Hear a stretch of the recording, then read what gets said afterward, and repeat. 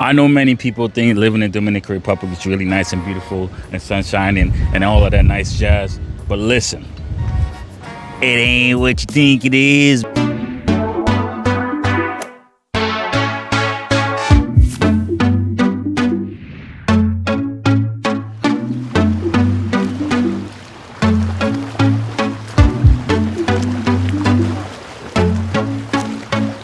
So I've been living in Dominican Republic for about 2 months, going on 3. And let me tell you guys about this experience here in Dominican Republic. It's a whole different ball game. And if you really like this type of content, make sure you hit like, subscribe, and comment if you want anything else, particularly about when you're here in Dominican Republic. So one of the biggest updates is we had to buy a vehicle, which we guys already knew a little bit about. So we had to buy a truck because we live out in the Campo area, and it's different living out in Campo. Sometimes it really do get boring. But that's just besides the fact, right? We're not too far from Santo Domingo. We're not too far from Punta Cana. So it's kind of like balanced out whenever we want to go and enjoy ourselves. Let's say, for instance, want to live a little bit like Miami lifestyle, we go to Punta Cana. If we want to go do some things with the kids, we go to Santo Domingo, basically. So it's a lot different compared to Germany. Germany is a little bit slower pace. I mean, not saying Dominican is not slow, but it is slow. But you are going to spend some money on social, environmental, and going out often. Unless you want to be home all day and just chill. But that's something that I've noticed here so far living in Dominican Republic is you really going to be spending a lot of money socializing. Yeah. So local insurance in Dominican Republic is one thing that I think a lot of people forget to do, which we did. We forgot to look into it because we had medical insurance via VA. So I just wasn't too big on that until we got here, and then I was like, man, I really need to make sure that we are protected in case of emergency or something happens. So that's one thing I've noticed is a lot of people come here and forget the insurance. And technically, living in Dominican Republic, like for me, I have an international license. I use that most of my time whenever I get pulled over, and I give them my U.S. driver's license as well. But technically, you're not supposed to be living in Dominican Republic for no more than three months, I think it is, 90 days or something like this.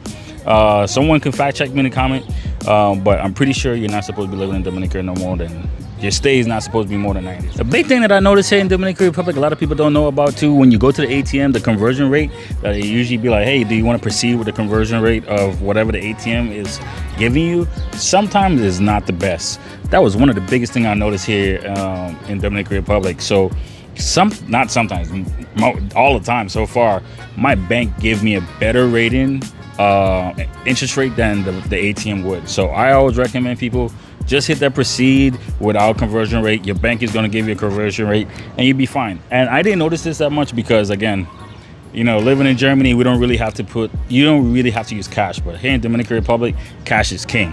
One thing I noticed, I mean, people do take cards. Living out in campus is like one of the craziest things we've done since we've been traveling around the world. We've been to Europe, we've been to the US, and we've traveled Europe a lot.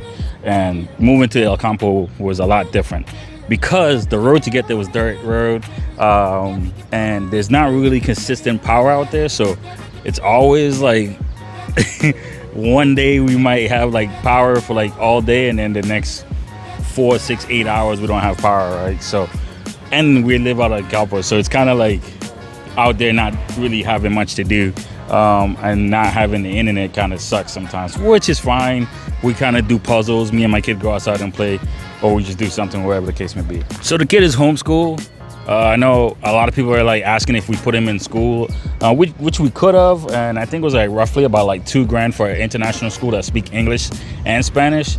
But we went with a choice of just doing it online. That way we can kind of have a little bit of control over curriculum that we wanted him to do.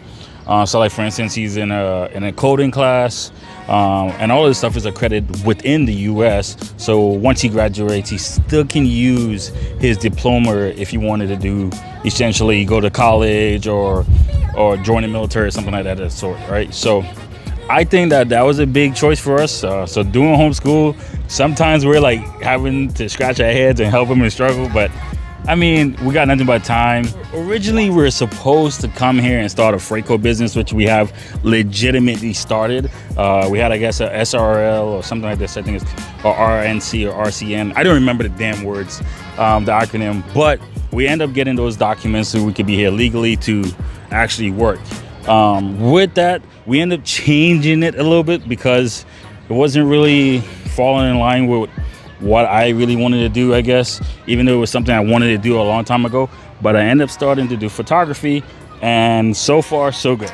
Working, having some great photos, good memories with people, and meeting some great people. So far it's been awesome. Hey, make sure you go ahead, hit that like, subscribe, and comment anything that you would like me to do while I'm here in Dominican Republic, a little bit more of or less of my family, my community, and peace and love. Make sure you guys check me out, Third Eye Pat, on all social media platforms, TikTok, Instagram, YouTube, and Facebook.